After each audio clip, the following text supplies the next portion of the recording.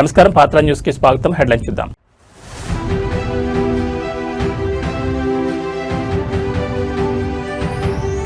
TDP digital Mahanadu సరికొత్త record. Virtual విధానంలో 7.50 లక్షల మంది హాజరు.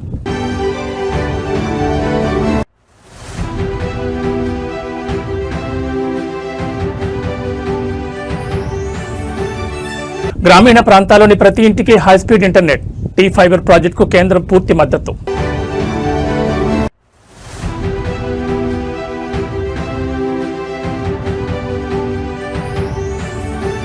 మౌలిక వస్తువుల కల్పనే లక్ష్యం. ప్రధాని మోదీ అధ్యక్షతన 51వ ప్రగతి ఉన్నత స్థాయి సమీక్ష.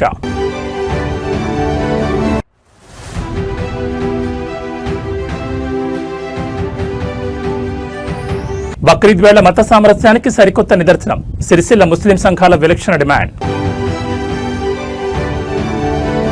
ఇక డీటెయిల్స్ చూస్తే తెలుగుదేశం పార్టీ ప్రతిష్టాత్మక పసుపు పండుగ మహానాడు తొలి రోజు చరిత్ర సృష్టించింది.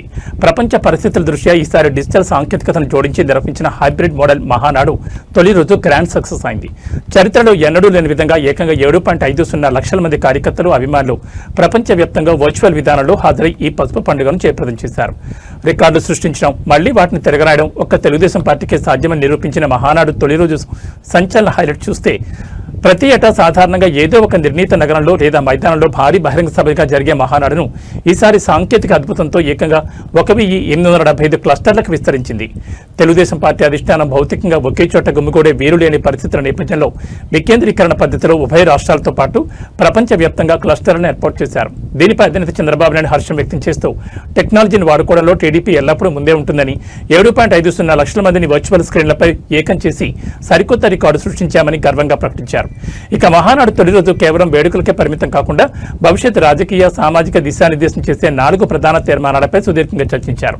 మహిళా సాధికారతను చాటేలా స్త్రీశక్తి, క్షేత్రస్థాయి శ్రేణులకు గుర్తింపునిస్తూ కార్యకర్తే అధినేత, యువత ఆకాంక్షలకు ప్రతిరూపంగా యువగలం మరియు లబ్ధిదారుల సంక్షేమ ధ్యేయంగా పేదల సేవలో అనే తీర్మానాలను ప్రవేశపెట్టి ఏకగ్రీవంగా ఆమోదించారు. 2 రాష్ట్రాల నుంచి క్లస్టర్ల వారీగా జూమ్ ద్వారా అనుసంధానమైన పలువురు ప్రతినిధులు ఈ తీర్మానాలపై తమ గళాన్ని వినిపించారు. ఈ కీలక వేదిక సాక్షిగా కూటమి ప్రభుత్వం అధికారంలోకి వచ్చిన తర్వాత గడిచిన 23 నెలల పాలనను నాయకులు అత్యంత నిశితంగా సమీక్షించుకున్నారు. తాము ప్రజలకు ఇచ్చిన సూపర్ 6 హామీల అమలు, ప్రగతి, క్షేత్రస్థాయిలో సాధించిన అభివృద్ధి మరియు సంక్షేమ కార్యక్రమాల డెలివరీపై ముఖ్యమంత్రి చంద్రబాబు నాయుడు సంతృప్తిని వ్యక్తం చేశారు. రాబోయే కాలంలో పార్టీని మరింత పటిష్టం చేస్తూ ప్రజల నమ్మకాన్ని నిలబెట్టుకునేలా ఎలాంటి వ్యూహాలతో ముందుకు వెళ్లారో కార్యకర్తలకు దిశానిర్దేశం చేస్తూ భవిష్యత్తు లక్ష్యాలు నిర్దేశించారు.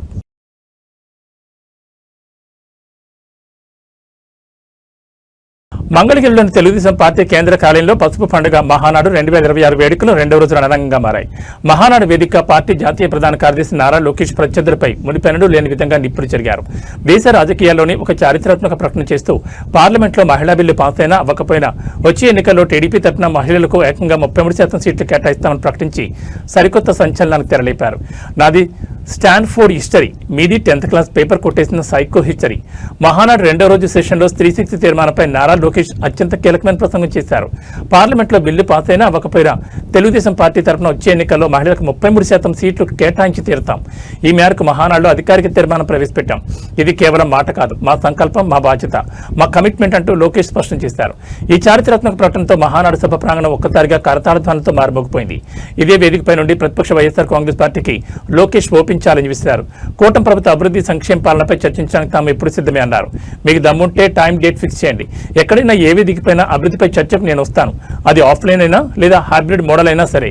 మీ టీం 11కు మాత్రమే మా చేతిలో బ్యాటింగ్ తప్పదంటూ ఎద్దేవా చేశారు. కూటమి ప్రభుత్వం గడిచిన 23 నెలలు సాధించిన ప్రగతిని ప్రజల ముందు ఉంచడానికి తాము సిద్ధంగా ఉన్నామని ధీమా వ్యక్తం చేశారు. ఇక వైఎస్ వివేకానంద రెడ్డి హత్య కేసును ప్రస్తావిస్తూ లోకేష్ అత్యంత తీవ్రమైన పదజాలంతో విరుచుకుపడ్డారు. సొంత బాబాయిని గొడ్డలతో దారుణంగా చంపింది నిజం కదా, సమాధానం చెప్పలేక దాన్ని గుండెపోటుగా చిత్రీకరించాలని చూశారు. అందుకే మీది పక్కా గొడ్డల పార్టీ, మీ నాయకుడు ఒక సైకో అంటూ మండిపడ్డారు. అంతేకాకుండా తన విద్యాభ్యాసాన్ని నిందిస్తూ విమర్శలు చేసేవారికి గట్టి కౌంటర్ ఇస్తూ 10th క్లాస్ పరీక్షా పేపర్ కొట్టేసిన నల్లటి చరిత్ర మీ సైకోది. అయితే ప్రపంచంలోని అత్యుత్తమైన స్టాన్ఫోర్డ్ విశ్వవిద్యాలయంలో చదువుకున్న గొప్ప హిస్టరీ నాది అంటూ లోకేష్ సభావిస్తారు.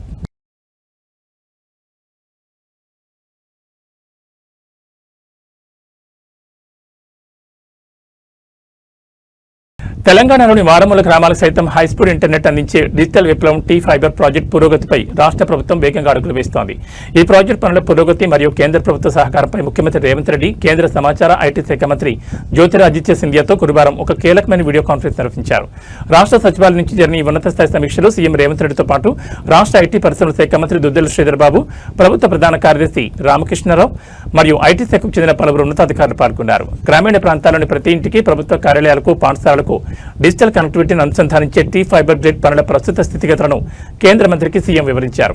ఈ సందర్భంగా ఇంటర్నెట్ కనెక్టివిటీ విస్తరణకు కేంద్ర ప్రభుత్వం నుంచి అందాల్సిన నిధులు, సాంకేతిక సహకారంపై ఇరు నేతలు సుదీర్ఘంగా చర్చించారు. డిజిటల్ తెలంగాణ లక్ష్య సాధనలో టీ ఫైబర్ ప్రాజెక్టు అత్యంత కీలకమని, కేంద్రం నుంచి పూర్తి స్థాయి మద్దతు లభిస్తే గడువులోగా పనులు పూర్తి చేస్తామని సీఎం రేవంత్ రెడ్డి పేర్కొన్నారు. దీనిపై కేంద్ర మంత్రి జ్యోతిరాదిత్య సింధియా సానుకూలంగా స్పందిస్తూ గ్రామీణ డిజిటలైజేషన్ వైపు తెలంగాణ వేస్తున్న అడుగులకు కేంద్రం తరపున అవసరమైన అన్ని రకాల సహాయ సహకారాలు అందిస్తామని హామీ ఇచ్చారు. ఈ ప్రాజెక్టు కనుక పూర్తి స్థాయిలో అందుబాటులోకి వస్తే రాష్ట్రంలోని విద్య, వైద్య, పరిపాలన రంగాలు సరికొత్త పంతలు తొక్కనున్నాయి. సీఎం రేవంత్ రెడ్డి, మంత్రి శ్రీధర్ బాబుల ప్రత్యేక చొరవతో ఈ ప్రాజెక్టు పనులు మరింత వేగవంతం కానున్నట్లు అధికారులు వ్యక్తం చేస్తున్నారు. తెలంగాణ రాష్ట్ర భవిష్యత్ ముఖ చిత్రాన్ని మార్చేలా ప్రభుత్వం అత్యంత ప్రతిష్టాత్మకంగా డిజైన్ చేసిన ఫ్యూచర్ సిటీ పనులు శరవేగంగా దూసుకుపోతున్నాయి. ఈ మెగా ప్రాజెక్టు పురోగతిని క్షేత్రస్థాయిలో పరిశీలించేందుకు రాష్ట్ర రెవెన్యూ, గృహ నిర్మాణ శాఖ మంత్రి పొంగులేటి శ్రీనివాసరెడ్డి, అలాగే ఐటీ పరిశ్రమల శాఖ మంత్రి దుద్దెల శ్రీధర్ బాబు ఇవాళ ఫ్యూచర్ సిటీ పరిధిలో విస్తృతంగా పర్యటించారు. అక్కడ జరుగుతున్న నిర్మాణ పనులను స్వయంగా పరిశీలించిన మంత్రులు అధికారులకు పలు కీలక ఆదేశాలు జారీ చేశారు. ఫ్యూచర్ సిటీ పరిపాలనా విభాగానికి గుండెకాయ లాంటి ఫ్యూచర్ సిటీ డెవలప్మెంట్ అథారిటీ నూతన కార్యాలయ భవన నిర్మాణ పనులను మంత్రులు పొంగులేటి శ్రీనివాసరెడ్డి, శ్రీధర్ బాబు క్షుణ్ణంగా పరిశీలించారు. ఇంజనీరింగ్ అధికారులు, కాంట్రాక్ట్ ప్రతినిధులతో కలిసి భవన లేఅవుట్లను మేప్ ద్వారా సమీక్షించారు. నిర్ణీత కాలపరిమితులుగా అంతర్జాతీయ ప్రమాణాలతో ఈ అథారిటీ భవన నిర్మాణాన్ని పూర్తి చేయాలని, ఎక్కడ నాణ్యత విషయంలో రాజీ పడకూడదని అధికారులను ఆదేశించారు. దీంతో పాటు నిరుద్యోగ యువతకు ప్రపంచ స్థాయి నైపుణ్య శిక్షణ అందించే లక్ష్యంతో నిర్మిస్తున్న young India skill university campus పనుల పురోగతిని మంత్రులు అడిగి తెలుసుకున్నారు. మొదటి దశ అకాడమిక్ బ్లాకులు, ల్యాబ్ల నిర్మాణ దశ ఎంతవరకు వచ్చింది, వచ్చే విద్యా సంవత్సరానికి మౌలిక వసతులు ఎలా సిద్ధమవుతున్నాయి అనే అంశాలపై అధికారులతో సుదీర్ఘంగా చర్చించారు. ఈ యూనివర్సిటీ ద్వారా పరిశ్రమల అవసరాలకు తగ్గట్టుగా అడ్వాన్స్డ్ కోర్సులను అందుబాటులోకి తీస్తున్నట్లు మంత్రులు వెల్లడించారు. ఈ పర్యటన సందర్భంగా మంత్రులు మీడియా ప్రతినిధులతో మాట్లాడుతూ ఫ్యూచర్ సిటీ కేవలం తెలంగాణకే కాదు, మొత్తం భారతదేశానికి ఒక తలమానికంగా నిలవబోతుందని ధీమా వ్యక్తం చేశారు. రాబోయే రోజుల్లో ప్రపంచ స్థాయి ఐటీ, ఏఐ, ఫార్మా మరియు ఎలక్ట్రానిక్స్ దిగ్గజ కంపెనీలకు ఈ నగరం ప్రధాన కేంద్రంగా మారుతుందని చెప్పారు. అంతర్జాతీయ పెట్టుబడులను ఆకర్షించేలా, లక్షలాది మంది యువతకు ఉపాధి కల్పించేలా రోడ్లు, మెట్రో కనెక్టివిటీ, అంతరాయం లేని విద్యుత్ వంటి మౌలిక వసతులను శరవేగంగా సిద్ధం చేస్తున్నట్లు స్పష్టం చేశారు. కార్యాలయం ప్రారంభోత్సవానికి సంబంధించి ముఖ్యమంత్రి గారి చేతుల మీదుగా జూన్ 2 కానీ 3 కానీ నిర్ణయం చేయబడతాం. ఆ సందర్భంలో ఇక్కడ జరుగుతూ ఉన్న పనులను పర్యవేక్షించడానికి నేను రెవెన్యూ మంత్రి గారు శ్రీనివాసరెడ్డి గారు రావటం జరిగింది.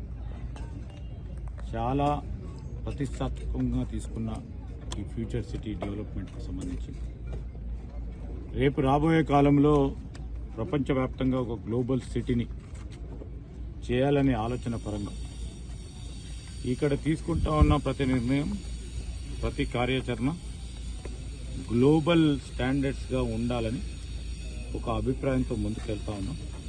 ఆ క్రమంలోనే రాబోయే కాలంలో కూడా మేము ఈరోజు పునాదులు వేస్తూ ఉన్నాం. పునాదులపై బిల్డింగ్స్లు కూడా కడతాం. మా హయాంలోనే సిటీని నిర్మాణం కూడా చేస్తాం.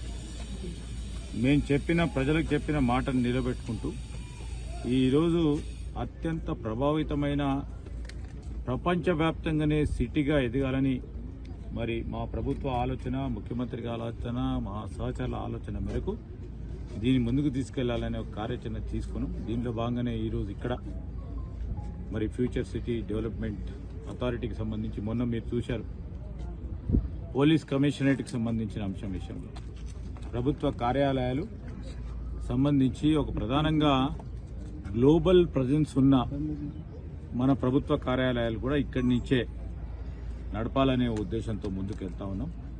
నేను మరి రెవెన్యూ మినిస్టర్ గారు ఈరోజు మేము అనుకుంటున్నాం ప్రత్యేకంగా నైపుణ్యానికి సంబంధించిన ఒక యూనివర్సిటీని ఏర్పాటు చేయాలని చెప్పటంతో పాటు చట్టం తీసుకొచ్చి, యాక్ట్ని తీసుకొచ్చి ఈరోజు యంగ్ ఇండియా స్కిల్స్ యూనివర్సిటీని ఏర్పాటు చేసుకున్నాం. అది ఒక టెంపరీ క్యాంపస్లో నడిపిస్తాం. సహచార మంత్రి వర్యులు అనుభవజ్ఞులు శ్రీధర్ బాబు గారు, నేను, అదే రకంగా శశాంక్ గారు,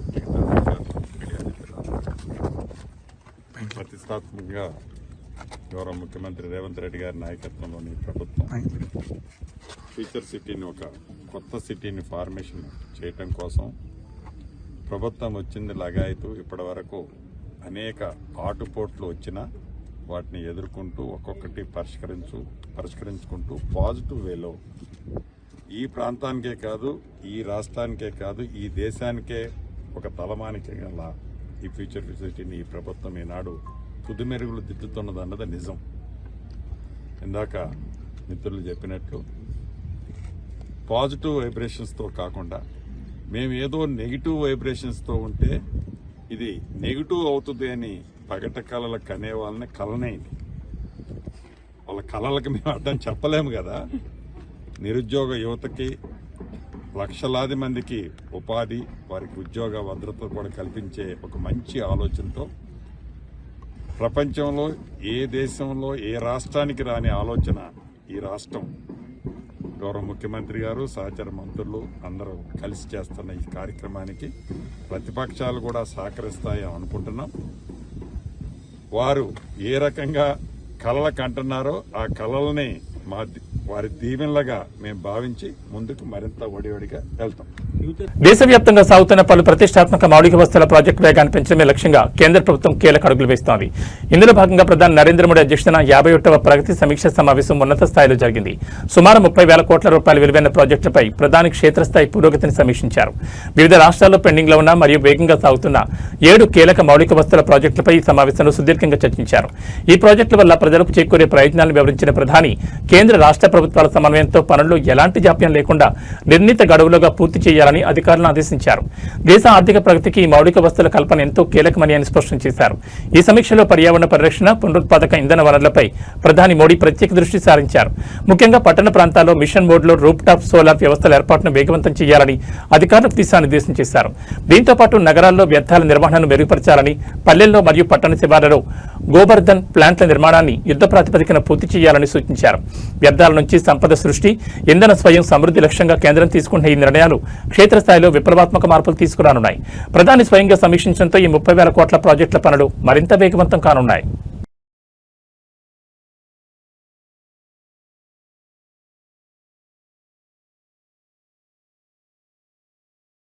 దేశ రాజకీయాల్లో అత్యంత సంచలన వార్త వెలుగులోకి వచ్చింది. పొరుగు రాష్ట్రమైన కర్ణాటకలో కాంగ్రెస్ ప్రభుత్వం భారీ మలుపు తిరిగింది. కర్ణాటక ముఖ్యమంత్రి పదవికి సిద్దరామయ్య రాజీనామా చేశారు. గత కొంతకాలంగా సాగుతున్న అంతర్గత రాజకీయ సమీకరణాలు, అధికార భాగస్వామ్య ఒప్పందాల నేపథ్యంలో సిద్దరామయ్య తన పదవి నుంచి తప్పుకుంటున్నట్లు అధికారికంగా ప్రకటించారు. బెంగళూరు వేదికగా ఇవాళ ఉదయం జరిగిన ఒక ఊహించని పరిణామం దేశవ్యాప్తంగా కాంగ్రెస్ శ్రేణుల్లో తీవ్ర చర్చనీయాంశంగా మారింది. ఇవాళ ఉదయం బెంగళూరులో ముఖ్యమంత్రి సిద్దరామయ్య నేతృత్వంలో ఒక ప్రత్యేక బ్రేక్ఫాస్ట్ మీటింగ్ ఏర్పాటు చేశారు. ఈ కీలక సమావేశంలోనే తాను సీఎం పదవికి రాజీనామా చేసినట్లు సిద్దరామయ్య బాంబు పేల్చారు. ఈ ప్రకటన విన్న వెంటనే అక్కడ ఒక్కసారిగా భావోద్వేగ వాతావరణం నెలకొంది. సిద్దరామయ్య నిర్ణయంతో తీవ్ర భావోద్వేగానికి లోనైన డిప్యూటీ సీఎం డీకే శివకుమార్ అందరి ముందే ముఖ్యమంత్రి సిద్దరామయ్యకు పాదాభివందనం చేసి తన గౌరవాన్ని చాటుకున్నారు. వెంటనే సిద్దరామయ్య సైతం డీకే శివకుమార్ను గట్టిగా ఆలింగనం చేసుకుని ఓదార్చారు. కర్ణాటక తదుపరి ముఖ్యమంత్రిగా డీకే శివకుమార్ పగ్గాలు చేపట్టబోతున్నారనే సంకేతాలను స్పష్టం చేస్తూ సిద్దరామయ్య డీకేకు మనస్ఫూర్తిగా ఆల్ ది బెస్ట్ చెప్పారు. దీంతో కర్ణాటక కాంగ్రెస్ లో సుదీర్ఘకాలంగా నడుస్తున్న అధికార మార్పిడి లొసుకులకు ఎట్టకేలకు తెరపడినట్లయింది. తన రాజీనామా పత్రాన్ని అధికారికంగా సమర్పించేందుకు సిద్దరామయ్య బెంగళూరు రాజ్భవన్ అధికారులను సంప్రదించారు. ఇవాళ మధ్యాహ్నంలోపు గవర్నర్ తావర్ చంద్ గెహ్లట్ ని కలిసి తన రాజీనామా లేఖను అందించేందుకు ఆయన అపాయింట్మెంట్ కోరినట్లు సీఎంఓ వర్గాలు ధృవీకరించాయి.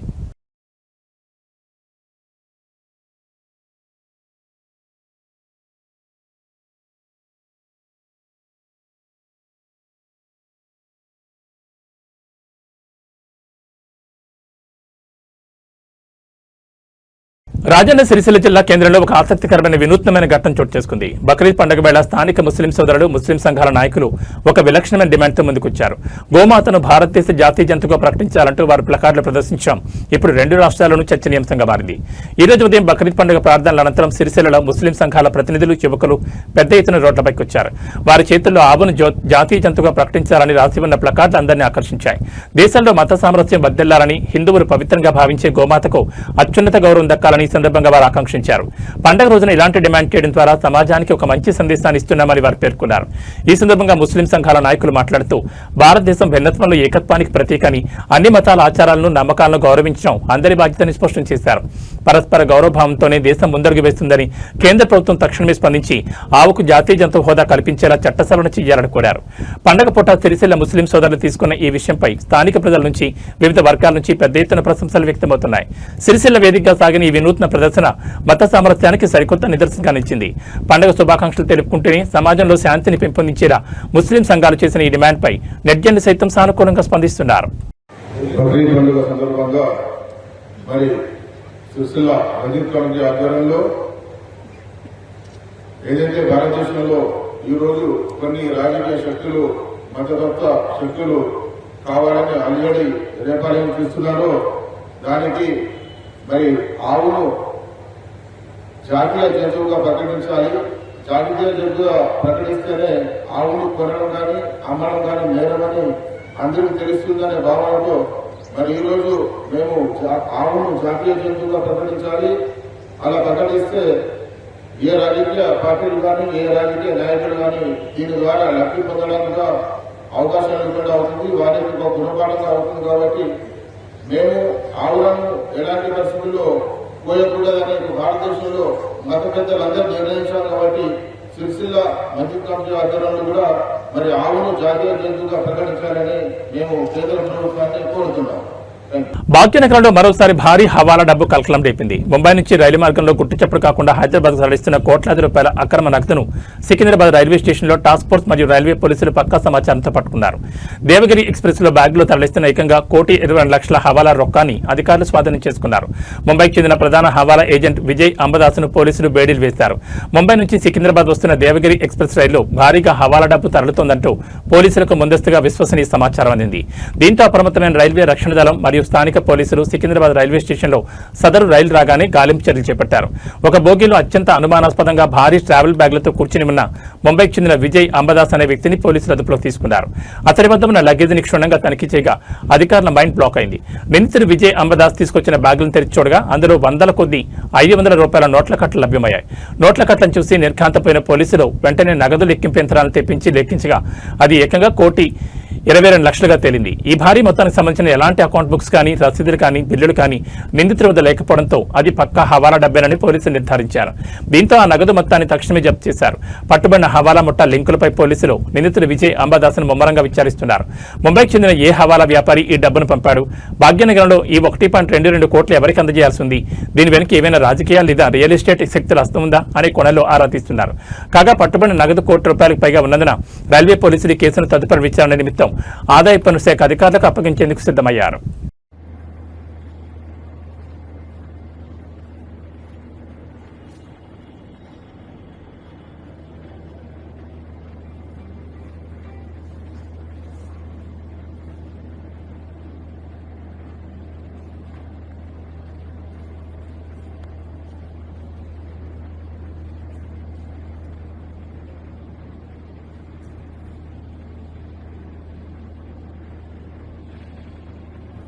తెలుగు రాష్ట్రాల రాజకీయాల్లో ప్రొఫెసర్ నాగేశ్వర్ వివాదం ఇప్పుడు ఒక కొత్త ప్రాంతీయ రగడకు దారితీస్తోంది. Deputy CM Pawan Kalyan, CM Chandrababu Naidu లక్ష్యంగా తెలంగాణ అధికారపక్ష కాంగ్రెస్ ఎమ్మెల్యే మందుల సామేల్ అత్యంత వివాదాస్పద ఘాటైన వ్యాఖ్యలు చేశారు. పవన్ కళ్యాణ్, చంద్రబాబులకు సిగ్గు శరం ఉంటే తక్షణమే హైదరాబాద్ వదిలి అమరావతికి వెళ్లిపోవాలంటూ ఆయన తీవ్ర స్థాయిలో మండిపడ్డారు. ప్రొఫెసర్ నాగేశ్వర్ని అరెస్ట్ చేసేందుకు ఆంధ్ర పోలీసులు తెలంగాణకు వస్తారా అంటూ ఆయన హెచ్చరించారు. పవన్ కళ్యాణ్ పై చేసిన వ్యాఖ్యల నేపథ్యంలో ప్రొఫెసర్ నాగేశ్వర్ను అరెస్ట్ చేసేందుకు ఏపీ పోలీసులు హైదరాబాద్ వస్తున్నారంటూ పెద్ద ఎత్తున ప్రచారం సాగింది. దీనిపై తొంగతుర్తి కాంగ్రెస్ ఎమ్మెల్యే మందుల సామేల్ తీవ్రంగా స్పందించారు. తెలంగాణ మట్టిబిడ్డ, మేధావి అయిన ప్రొఫెసర్ నాగేశ్వర్ను అరెస్ట్ చేయడానికి ఆంధ్ర పోలీసులు వస్తారని ఆయన నిలదీశారు. హైదరాబాద్ లో కూర్చుని తెలంగాణ మేధావులపై అరాచక పాలన సాగిస్తామంటే ఇక్కడ నడవదంటూ ఏపీ నేతలను హెచ్చరించారు. ఇదే క్రమంలో ఎమ్మెల్యే సామేల్ పాత ప్రాంతీయ సెంటిమెంట్ రేపుతో తీవ్ర వ్యాఖ్యలు చేశారు. ఏదో పోనీలే బతకమని వదిలిస్తే మా మీదనే పెత్తనం చేస్తారంటూ ఘాటుగా వ్యాఖ్యానించారు. అసలు ఎక్కడి ఆంధ్ర, ఎక్కడ తెలంగాణ, గల్లాపట్టి నూకితే ఎప్పుడూ పారిపోయారని, అయినా సిగ్గు శరం లేకుండా ఇంకా జూబ్లీ హిల్స్ లో ఎందుకుంటున్నారని చంద్రబాబు, పవన్ కళ్యాణ్ ఉద్దేశించి ప్రశ్నించారు. తెలంగాణ నుంచి ఏ ఒక్క వ్యక్తి కూడా ఆంధ్రాకి వెళ్లడం లేదని, కానీ ఆంధ్ర నేతలు మాత్రం ఇక్కడే ఉంటూ పెత్తనం చెలాయించాలని చూస్తున్నారని మండిపడ్డారు. పవన్ కళ్యాణ్ కళ్యాణ్ మరియు అమిత్ షా భేటీపై ప్రొఫెసర్ నాగేశ్వర్ చేసిన విశ్లేషణలపై ఇప్పటికే ఏపీలో జనసేన నేతలు పలు కేసులు నమోదు చేశారు. ఈ నేపథ్యంలో ఇరు పక్షాల మధ్య మాటల యుద్ధం ముదిరింది. రాజకీయ విశ్లేషణ చేస్తే కేసులు పెడతారా అని ఒకవైపు కాంగ్రెస్ బీఆర్ఎస్ నేతలు అంటుంటే, పవన్ కళ్యాణ్ ను వ్యక్తిగతంగా టార్గెట్ చేస్తే ఊరుకునేది లేదని జనసేన శ్రేణులు స్పష్టం చేస్తున్నాయి. ఈ క్రమంలో ఎమ్మెల్యే సామేల్ చేసిన ఈ వ్యాఖ్యలు ఇప్పుడు 2 రాష్ట్రాల వ్యాప్తంగా హాట్ టాపిక్ గా మారాయి. ప్రొఫెసర్ నాగేశ్వర్ గారి మీద ఆంధ్ర పోలీసులు అడవుడు బొప్పలోడు అని పేరేందో పవన్ కళ్యాణ వాడొచ్చి వాడు బొప్పల రంగు రాసుకొని తుప్పుడు ఆడుకుంటా ఆ మేధావి మీద నాగేశ్వర్ అనే డాక్టర్ నాగేశ్వర్ అనే ఒక ప్రొఫెసర్ మీద, ఆయన ఉస్మానియా యూనివర్సిటీ ప్రొఫెసర్, ఆయన భారతదేశంలో కాదు ప్రపంచ దేశాలలో జ్ఞానవంతునిగా ఎనాలిసిస్ట్ గా పేరుగాంచిన వాడు ఆయన. అసలు మీద ఆంధ్ర పోలీసులు వచ్చి పట్టుకపోతారు, తొక్కుతారు. ఇంకెక్కడ ఆంధ్ర ఎక్కడిదెక్కడ ఎప్పుడో గల్లబడి గుంజుతని వెళ్ళిపోయి ఇంకెక్కడ ఈడ వచ్చి చంద్రబాబు నాయుడు తవరం పెట్టి, పవన్ కళ్యాణ్ తవరం పెట్టి, అక్కడ మీ అమరావతిలో పోయి ఏడవండి, హైదరాబాద్ లో జూబిలీస్ నీ అయ్యే జాగిరున్నారు. ఇంకా సిగ్గు శరముటి వెళ్ళిపోవాలి. ఇక్కడున్న మేధావుల మీద, ఇక్కడున్న సామాజిక ఉద్యోగాల మీద మీరు చేస్తున్న అరాచక పాలన ఇది నడవదని కూడా హెచ్చరిస్తా ఉన్నాం. మీ తెలంగాణ, మీ ఆంధ్రణ ఒక్క తెలంగాణ కూడా వస్తలేడు. కానీ వరుస వచ్చిర్రు, బతకనికి వచ్చినాడు, బతికినట్టు ఉండాలి. కానీ మా మీద పెత్తనం చేస్తే ఊరుకునే లేదు.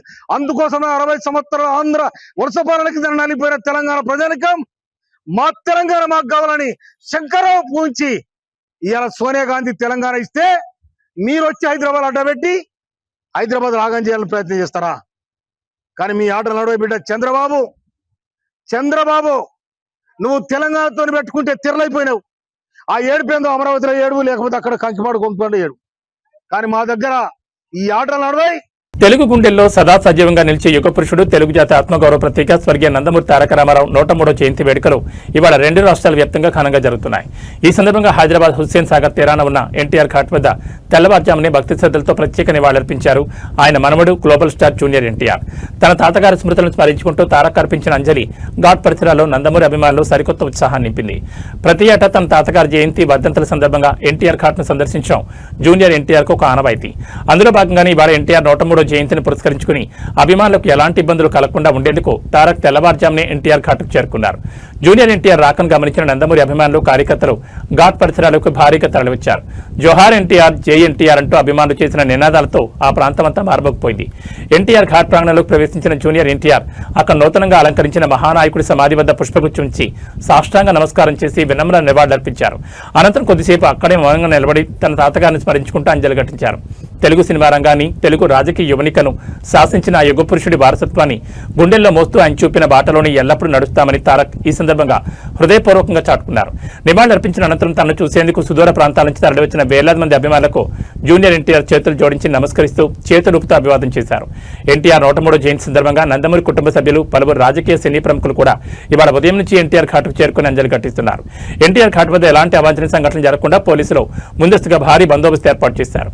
తెలుగువారి గుండెల్లో అన్నగారుగా చెరపలేని ముద్ర వేసిన విశ్వవిఖ్యాత నట సార్వభౌముడి కీర్తి తరాల మారిన శాశ్వతంగా నిలిచి ఉంటుందనడంలో ఎలాంటి సందేహం లేదు.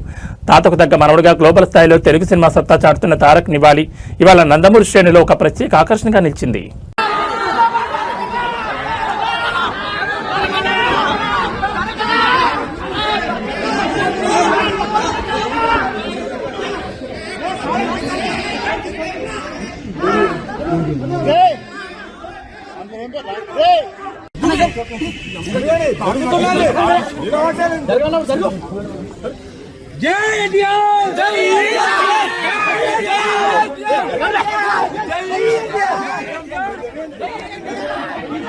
దేశ అంతర్గత భద్రత మరియు సరిహద్దు రక్షణ విషయంలో కేంద్ర ప్రభుత్వం అత్యంత సంచలన చారిత్రాత్మక నిర్ణయంతో ముందడుగు వేసింది. నక్సలిజాన్ని దేశం నుండి దాదాపుగా తుడిచిపెట్టిన కేంద్ర హోంమంత్రిత్వ శాఖ ఇప్పుడు తన తదుపరి లక్ష్యాన్ని నిర్దేశించుకుంది. సరిహద్దు జిల్లాలో శరవేగంగా మారుతున్న అసహజమైన జనాభా మార్పులపై, చొరబాటుదారులపై దేశ చరిత్రలోని మునిపెన్నడూ లేనంత అతిపెద్ద ప్రహారానికి ఆదేశాలు జారీ అయ్యాయి. దేశ సరిహద్దుకు ఇరువైపులా ఉన్న 15 కిలోమీటర్ల పరిధిలోని అన్ని రకాల అక్రమ నిర్మాణాలను బుల్డోజర్ల ద్వారా పూర్తిగా కూల్చివేయాలని కేంద్ర హోంమంత్రి ఆదేశించడం ఇప్పుడు దేశవ్యాప్తంగా సంచలనం రేపుతోంది. గతంలో నక్సలైట్లను, నక్సలిజాన్ని పూర్తిగా దేశం నుండి తుడిచిపెట్టడానికి కేంద్ర ప్రభుత్వం ఒక నిర్దిష్టమైన గడువును ప్రకటించినప్పుడు చాలా మంది ప్రతిపక్ష నేతలు, విశ్లేషకులు ఎగతాళి చేస్తున్నారు. 50 ఏళ్లుగా దేశాన్ని పట్టుపడిస్తున్న ఇంత పెద్ద అంతర్గత సమస్యను వీరు ఎలా ముగిస్తారు అని ప్రశ్నించారు. కానీ కేంద్ర హోంమంత్రిత్వ శాఖ పక్కా వ్యూహంతో భద్రతా బలగాలకు పూర్తి స్వేచ్ఛనిచ్చి నేడు ఆ సమస్యను దాదాపుగా ముగించి చూపించింది. ఇప్పుడు అదే తరహా పక్కా ఆపరేషన్ దేశ సరిహద్దులను అక్రమంగా దాటివచ్చే వారిపై మొదలైంది. సరిహద్దు జిల్లాల్లో దేశ భద్రతను మరింత కట్టుదిట్టం చేస్తూ హోంమంత్రి జారీ చేసిన లేటెస్ట్ కమాండ్ ప్రకారం సరిహద్దు ప్రాంతాల్లో చోటు చేసుకుంటున్న అసహజమైన జనాభా మార్పులను అరికట్టడమే ఎజెండాగా ఈ కఠిన చర్యలు ప్రారంభమవబోతున్నాయి. రక్షణ కవచం లాంటి సరిహద్దు రేఖకు ఇరువైపులా 15 కిలోమీటర్ల జోన్లో వెలిసిన ఎలాంటి అనుమతులు లేని అక్రమ కట్టడాలను, ఆశ్రయాలను బుల్డోజర్లతో నేలమట్టం చేయనున్నారు. ఈ భారీ ప్రహారం తాలూకా భయంతో దేశంలోకి అక్రమంగా ప్రవేశించిన లక్షలాది మంది చొరబాటుదారులు తిరిగి సరిహద్దుల వైపు పరుగులు తీస్తున్నట్లు నివేదికలు స్పష్టం చేస్తున్నాయి. దేశ భద్రత విషయంలో ఎలాంటి రాజీ పడే ప్రసక్తే లేదని కేంద్రం మరోసారి స్పష్టం చేసింది. సరిహద్దు వెంబడి గల అక్రమ నెట్వర్క్లను ఛేదించడం ద్వారా అంతర్గత రక్షణ మరింత సురక్షితం కాబోతోందని రక్షణ రంగ విశ్లేషకులు భావిస్తున్నారు.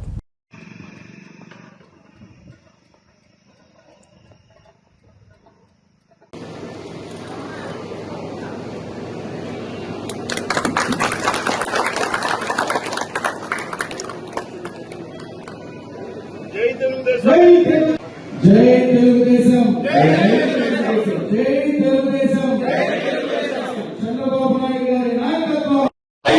3 నెలల వరకు రాష్ట్రం గొంగళమయం, ఎక్కడా ఇది ఉంటే కాదు. TDP does not do politics for the next election. TDP works for the next generation.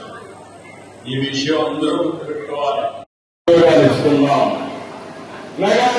ఎన్నో చేశారు, కోర్టుకు పోయారు, ఇప్పుడు కూడా చట్ట మాత్రం మాట్లాడుతున్నారు.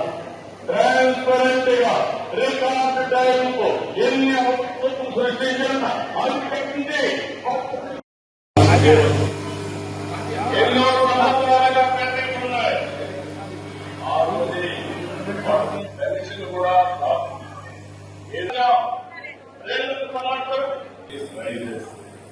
యువ శక్తిని సమర్థవంతంగా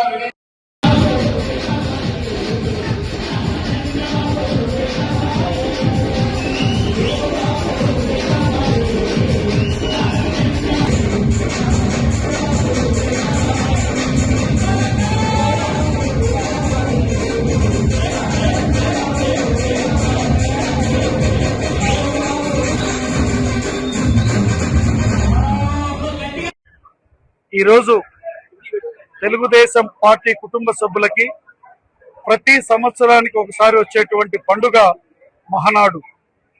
అటువంటి మహానాడు కార్యక్రమాన్ని గౌరవ ప్రధానమంత్రి గారు ఇచ్చినటువంటి పిలుపు మేరకు ఏదైతే ఈ యొక్క ప్రపంచవ్యాప్తంగా ఉన్నటువంటి పరిస్థితులకు అనుగుణంగా డీజిల్ ని మనం సేవ్ చేయాలనేటువంటి ఉద్దేశంతో ఈసారి మహానాడు కార్యక్రమాన్ని డిజిటల్ మహానాడు కార్యక్రమంగా నిర్వహించడం జరుగుతుంది. రాష్ట్ర వ్యాప్తంగా ఉన్నటువంటి 1845 క్లస్టర్లలో ఏ క్లస్టర్కి అక్కడ ఈ కార్యక్రమాన్ని నిర్వహించడం జరుగుతుంది. అందులో భాగంగా గిద్దలూరు నియోజకవర్గంలో 10 క్లస్టర్లు ఉంటే 10 క్లస్టర్లు కూడా కార్యక్రమాన్ని ఏర్పాటు చేసుకుని నిర్వహిస్తా ఉన్నాం. ఇక్కడ ఇది ఏదైతే గిద్దలూరు టౌన్ లో ఉన్నటువంటి ఈ మహానాడు వేదిక 9వ క్లస్టర్ కు సంబంధించి గిద్దలూరు నియోజకవర్గంలో ఈ కార్యక్రమానికి మాకు పరిశీలకుడిగా విచ్చేసినటువంటి రాష్ట్ర పరిశీలకుడిగా విచ్చేసినటువంటి దశరథాచారి గారు, అలాగే మా క్లస్టరు, అలాగే పట్టణ పార్టీ అధ్యక్షులు, ఇతర యొక్క అందరూ కూడా ఈ కార్యక్రమంలో పాలు పంచుకోవడం జరిగింది. మహానాడు అంటేనే మాకు ఎంతో సంతోషంగా ఉంటుంది. అన్న స్వర్గీయ నందమూరి తారక రామారావు గారు మహానాడునప్పుడు మే 28వ తారీఖు నిర్వహించడం, ఆ మహానాడులో రాజకీయపరమైనటువంటి తీర్మానాలే కాకుండా ఈ యొక్క రాష్ట్రంలో సంక్షేమానికి సంబంధించినవి, రాజకీయపరమైనటువంటివి రెండు కలగొలిపి పరిపాలన సాగించినటువంటి పరిస్థితి. దానికి ఇంకా అప్డేటెడ్ గా మన గౌరవ ముఖ్యమంత్రి గారు, జాతీయ తెలుగుదేశం పార్టీ అధినాయకులు నారా చంద్రబాబు నాయుడు గారు అప్డేటెడ్ గా ముందుకు పోయి ఇంకా మనకి అన్ని విధాలుగా మనకు ఒక విజనరీగా ముందుకు తీసుకొని పోయి 2047 విజనరీని ఈ రోజు ముందుంచి ఈ మహానాడులో దానికి సంబంధించి పలు తీర్మానాలను చేయడం కూడా జరుగుతుంది. పసిడి ప్రేమికులకు సామాన్య వినియోగదారులకు ఇవాళ ఒక అద్భుతమైన శుభవార్త. గత కొంతకాలంగా ఆకాశమే హద్దుగా దూసుకుపోతున్న పసిడి వెండి ధరలకు బ్రేకులు పడ్డాయి. హైదరాబాద్ బులియన్ మార్కెట్లో ఇవాళ బంగారం వెండి ధరలు భారీగా పతనమయ్యాయి. పెళ్లిళ్ల సీజన్ నడుస్తున్న తరుణంలో అటు బంగారం ధర 2,000 రూపాయలకు పైగా, ఇటు వెండి ధర ఏకంగా 15,000 రూపాయల మేర కుప్పకూడడం మార్కెట్లో హాట్ టాపిక్ గా మారింది. హైదరాబాద్ లో అత్యంత స్వచ్ఛమైన 24 క్యారెట్ల 10 గ్రాముల పసిడి ధర ఒక్కరోజే 2,230 రూపాయల మేర పతనమై 1,56,060 వద్ద ట్రేడ్ అవుతోంది. అలాగే సాధారణంగా సామాన్యుల ఆభరణాల తయారీ కోసం కొనుగోలు చేసే 22 క్యారెట్ల 10 గ్రాముల గోల్డ్ రేట్ కూడా 2,050 రూపాయల మేర తగ్గి ప్రస్తుతం 1,43,050 రూపాయలు పలుకుతోంది. అంతర్జాతీయ మార్కెట్లో చోటు చేసుకున్న ఆర్థిక మార్పులు, డాలర్ ఇండెక్స్ ఒడిదుడుకుల ప్రభావమే ఈ స్థానిక మార్కెట్లలో ఈ భారీ ధరల తగ్గుదల కారణమని వ్యాపార వర్గాలు విశ్లేషిస్తున్నాయి. మరోవైపు బంగారం కంటే వేగంగా వెండి ధరలు పాతాళానికి పడిపోయాయి. ఇవాళ మార్కెట్లో కిలో వెండి రేటు ఏకంగా 15,000 మేరకు క్షీణించింది. దీంతో హైదరాబాద్ లో కేజీ సిల్వర్ రేటు 2,75,000 మార్కు చేరింది. గత కొన్ని వారాలుగా రికార్డు స్థాయిలో ట్రేడ్ అయిన వెండి ఒక్కసారిగా ఈ స్థాయిలో తగ్గడంతో షోరూంల వైపు కస్టమర్ల తాకిడి పెరిగే అవకాశం కనిపిస్తోంది.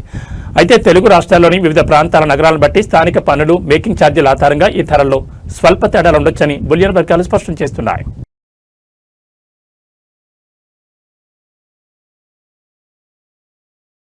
ఈ బులెటిన్ విశేషాలు. నమస్కారం.